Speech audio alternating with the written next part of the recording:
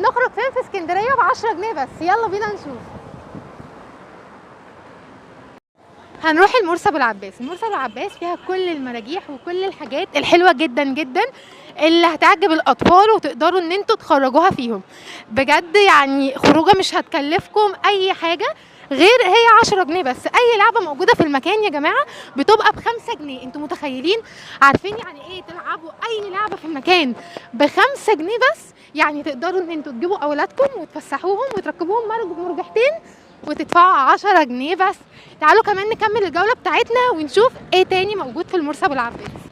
بصوا المراجيح تحفة جدا جدا جدا. في كل المراجيح، من كل مرجيحة في مرجحتين وثلاثة واربعة، ودي حاجة حلوة جدا وحاجة هتعجب الاطفال قوي، وممكن ان هم كمان يشبطوا في اكتر من لعبة، ودي حاجة ما تزعلكوش.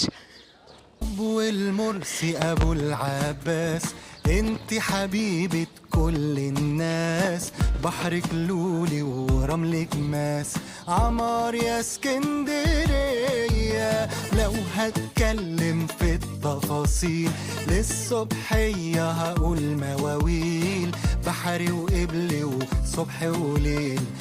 شايفين انا جايه الصبح علشان اعرف اصور لكم حلو وما يبقاش فيه زحمه في المكان، بس المكان ده بالليل ما تعرفوش تمشوا اصلا من كتر الزحمه.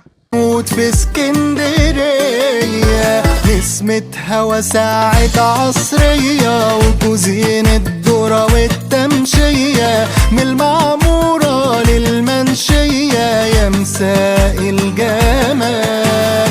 من الكورنيش والحد القلعة نتعشى ونتمشى وولعة، من سحرها بنحس بمتعة ولا خطرت في بال. طول الليل صاحية ما بتنامشي، باجي ما ببقاش عايز امشي، وسنين تيجي وسنين تمشي وهي لسه شباب. كده وصلنا لنهاية مرسى ابو العباس.